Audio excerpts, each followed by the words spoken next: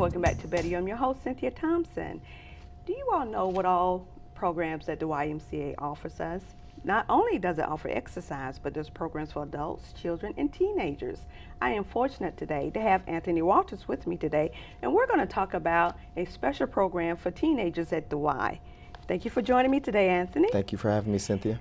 So, Anthony, before we start talking about this special program for our teenagers, tell me a little bit about yourself. Came to Charlotte 7 years ago. Uh-huh. Been working for the Y ever since. Actually started by working in Morrisville with the Lowe's YMCA and decided that I really wanted to take on the challenge of coming to the West Boulevard corridor. So I've been here sort of championing some causes for folks of all endeavors in this area. So it's been a joy. I have a wife and 2 kids.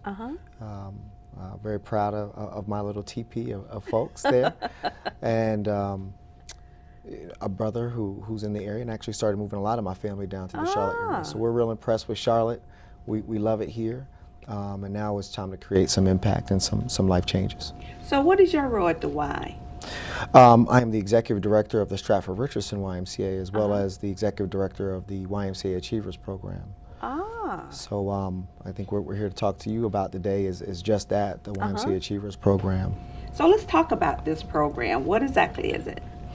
Well, first of all, it was established back in 1971 in Harlem, and it was called the Y-Acheivers program. And the program really was there to help some of our youth identify career path, to do things after they graduate from high school. And keep them on that road, but it's by putting great mentors around them, people who are volunteering their time to make sure that they can encourage and inspire youth to do things and accomplish things well beyond their time in grades 1 through 12. So this Y-Acheivers program, is it geared for teenagers or for all school ages? You said 1 through 12. Well, again, our strategy at the YMCA is cradle to careers.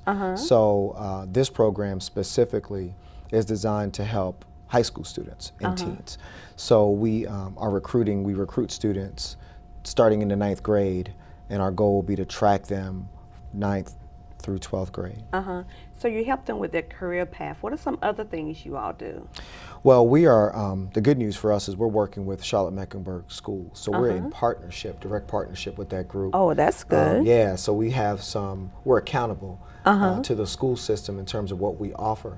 The idea is that we would identify 100 students every single year for the next 4 years in conjunction with their CMS cohort strategy, which is basically their strategic plan for 2014, where they're trying to move that graduation rate from 69.9% to 90% by the year 2014. And the Y gets to snuggle up next to them and say, we're partners. Let's hold hands on this journey, and let's make sure we can be the community support to what they're trying to do in that classroom.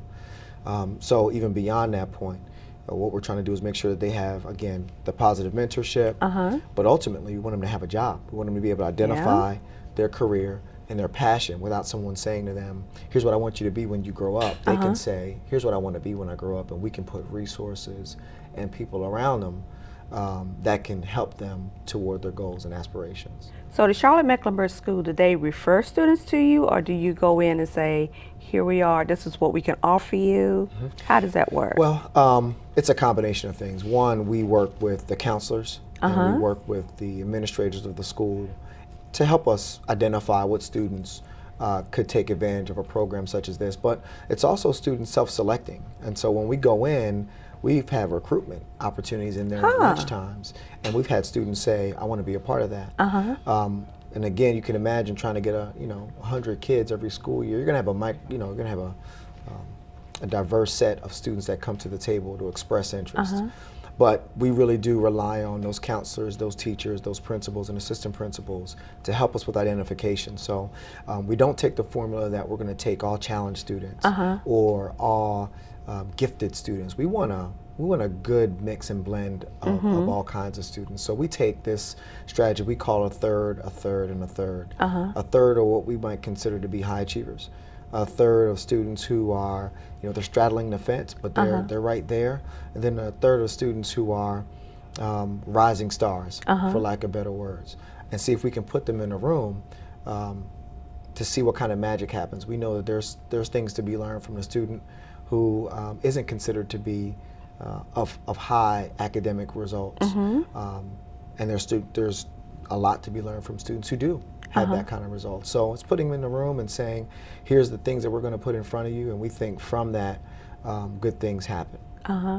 Well, you mentioned that you normally, your program is geared to students from CMS. Do you have students from private schools participate in this program too? We don't. Actually, in working with Charlotte-Mecklenburg schools, they helped us identify 3 schools that we can work with directly. So when we talk about that 69.9% graduation rate that currently exists, that includes 3 schools that to date have graduation rates that aren't so high. And I say aren't as high as 69.9%. We got West Mecklenburg High School, West Charlotte High School, and Vance High School, all very well documented to be somewhere between the 50 and 60% range in graduation, which we find to be unacceptable. I'm sure the school system finds that to be unacceptable, but the good news is we're connected to do something about it. So those are the 3 schools we're working with as we speak right now to help them, at least in the portion that we can help, move that graduation down from where it is to where we desire for it to be. I just find it very hard to believe that the graduation rate is so low.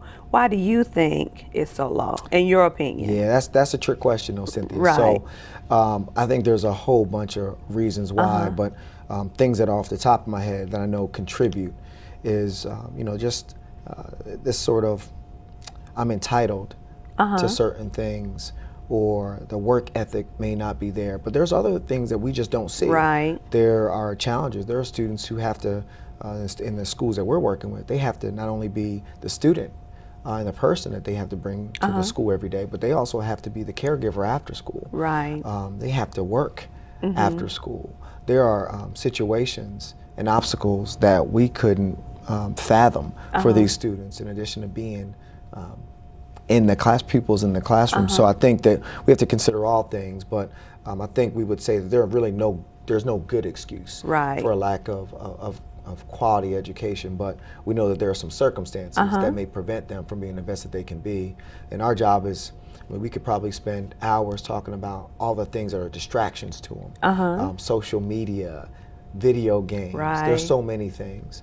But at the end of the day, we all know that to get the things that you want to achieve in life, you have to have a quality education. And so we probably spend more time thinking about solutions than we do about the circumstances that may not have them be as successful as they can be. You know, Anthony, we're going to take a short break, and when we come back, I want to talk some more about the Y-Acheivers, okay? Sounds great.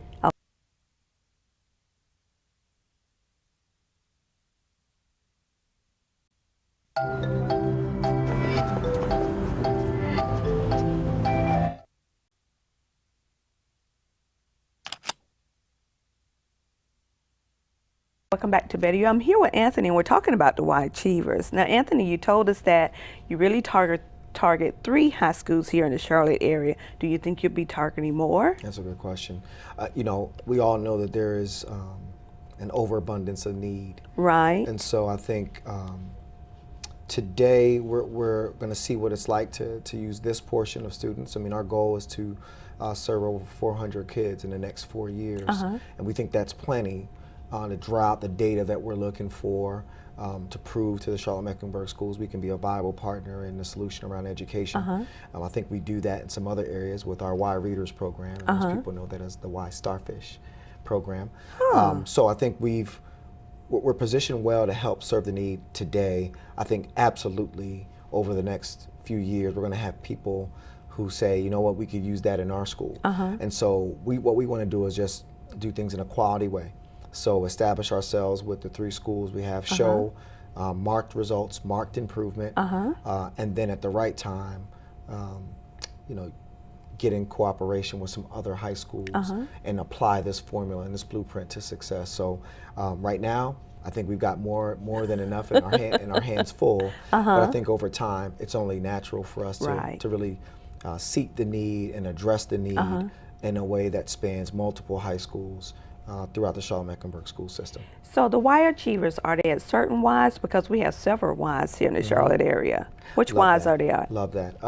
We actually have partnership branches. So our West Mecklenburg High School is partnered with the Stratford Richardson YMCA. And that's on? West Boulevard. Okay. And our West Charlotte High School is connected to the McCrory YMCA. And then our Vance High School is connected to the University City YMCA. So those are the branches that work in conjunction with those high schools.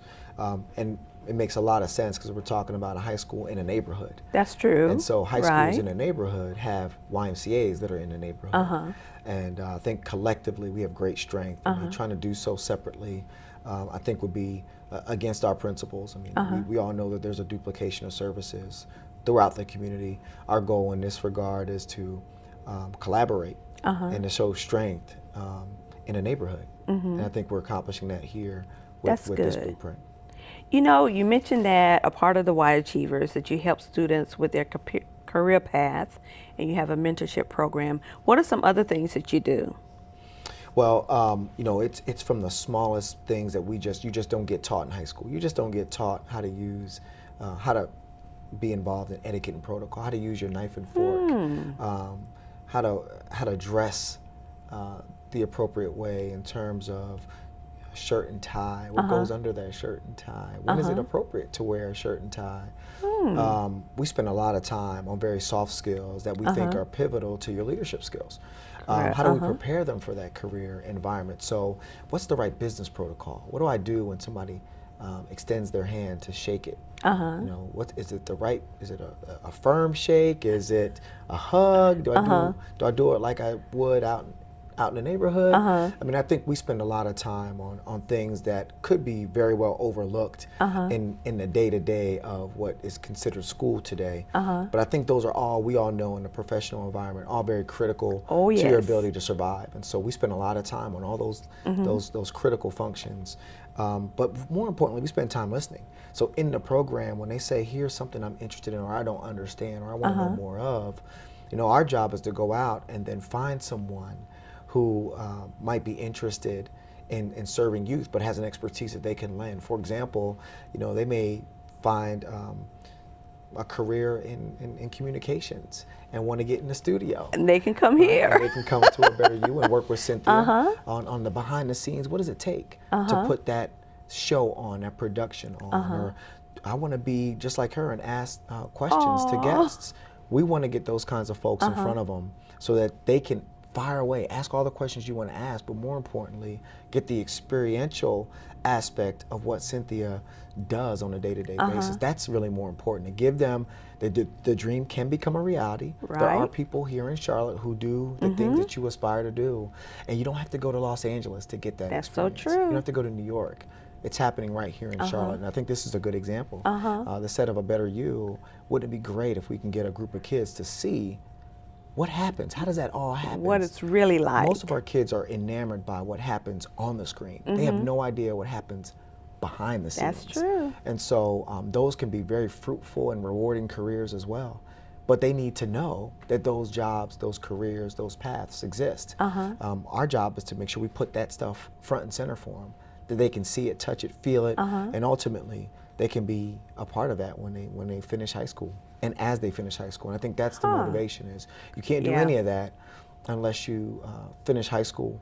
And yes, you're going to find a diamond in the rough somewhere. Someone's going to say, I dropped out and I become this. But that's such a small fraction of the percentage of our society that I think it's unrealistic. Our kids have to know that in order to accomplish the dreams, you have to get out of high school. And you have to work. You have to work. You have to go and find that vocation, that trade, or go to college and get that degree, all of which are very acceptable.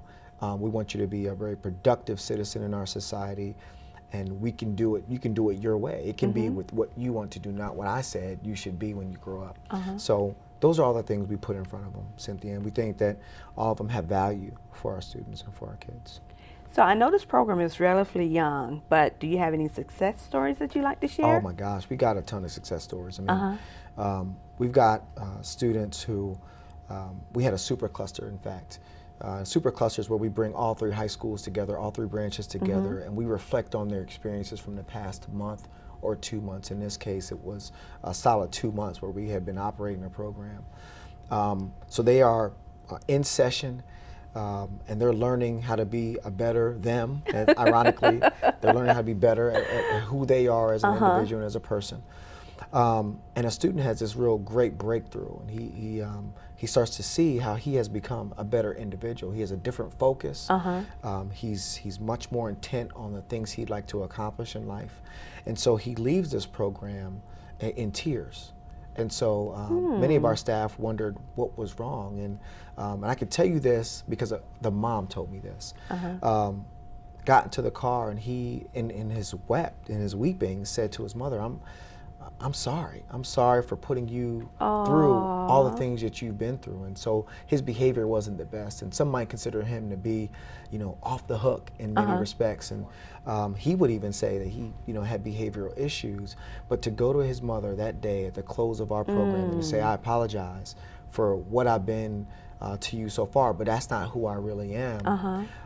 Sent his mother to tears. In fact, it gets me emotional thinking about it because the mother said, without this program, without that heightened sense of self-awareness, he doesn't come to me with those confessions and that motivation to do and be better. And more importantly, I don't have the opportunity to tell him I haven't been the best mother. Right. And I want to be a better mother. And I think that's what we're trying to foster. We're trying to foster this spirit of collective togetherness. I've got your back. You got my back. There's a family structure. And whatever that family looks like, it could be a single mother, it could be a 2-parent household, whatever that looks like, it could be a grandmother. But at the end of the day, what our students want, they want to be successful just like, we are. Right. And I think the parents, their desire, despite their circumstances, is for that student and their children to be successful. But to have that moment where both can admit, hey, here's what I haven't done my job. Right. But I'm going to do my job. I'm going to be better. Long term, collectively, we're going to help each other get through this. Oh, man. It was such a heartwarming story. And so she said he hasn't been the same since. And we know that there's a ton more stories like yes. that. But that's the one that sticks out to me. Is the hope, is the promise, is the direction of we can accomplish great things. We're going to win. Mom, you and me, we're going to win. So that's just one in a many of stories that I can think through and reflect upon. But if you don't have these opportunities to connect parent to something positive that their students are doing, this wraparound service mentality, where it's this kid coming, but we're not going to do this without partnership from your family. We're not going to go forward. So that's just one example. We've got many more students who've said that, now I'm starting to begin to figure out what I really want to do. I don't necessarily want to be a doctor or a lawyer, which is just fine if they did, but they're saying, hey, you know what, that's not my passion. I want to do what's in my passion. So, the fact that they've been able to identify that is a huge win. We've got kids now that are staying connected, and they can't wait for us to restart when the school year starts, which is it's just unusual to get students who are saying, I can't wait to participate in that. But that's the reaction we expect, because that's the investment that we put, that's the energy we put into this program. We don't see this as a fly-by-night program. We see this as a formula for success for a very, very long time. So I'm happy that our folks in Harlem founded this Y-Acheivers program back in 1971. I'm even thinking about now as a citizen of Charlotte and a Y employee, how proud I am that we're connected to Charlotte-Mecklenburg schools as an accountability partner. So we're not going to just do this and it's on an island somewhere. This is something that our school system can identify with. They're saying, you know what, we want you to come and help us, and we're saying we want to help you. And that's what made students be successful back in the day, is when they had a neighborhood, this village mentality. And that village raising a child couldn't be more true in this situation. We got a branch, we got a school system, and we got high schools working collectively. That's good. That's all you can ask for. You know, I know that you can't do all this by yourself. Sure. So how can people volunteer to help you? Well, Or can people volunteer? absolutely. I mean, we're looking for a ratio that's 1-to-1 in terms of volunteers or mentors to support kids. And as I said earlier, we're going to help over 400 kids over the next 4 years. That's a lot. 400 to 500. When it's all said and done, we need a volunteer for every single one of those kids. We need a mentor for every single one of those kids. And so that goes to show you, right off the top, we need at least 500 volunteers. Beyond that point, we need people who can bring their skills and expertise to our students. So we need a Cynthia Thompson. We need you, to get in front of our kids. There. Yeah, we need you to show them what it's like to be in communications, to be in media. And those are the kinds of people you may not be able to give your time every single week to one student, but you can get in front of all of our students and show them the studio. You can show them how to write questions up, to have interviews. There are things that you can do there that I think is well worth your time and worth their time. So we need all those walks and backgrounds in front of our students. So that's another 200 to 300 volunteers. So we need so many, but we're ready and able to accept and welcome those volunteers. We have a great staff. One of our staff persons is responsible for volunteer recruitment, development, and cultivation. So, just contacting the YMCA. You can look under our programs and look under education, and you'll see all the contact for the individuals who you can reach out to say, hey, count me in. And we know that this is not something that everybody can give full vigor on, but we know that there is a place for everyone. Right. So whatever you can give, whether it's time, whether it's talent, or whether it's treasure, and if you can give money to the program, we've already had some really good partners. We have Goodrich, which is right around the corner from here, who gave a $50,000 pledge to us and gave us that money so we can upstart this program. We got the Belk Foundation, who gave us $20,000 and said, we're with you on this. And we have the Charlotte Bobcats, who've given money to our program and said, hey, whatever else we can do, help us. Let us know what we can do to help you guys out. So we're seeing the contributions kick up. We're seeing human capital kick up.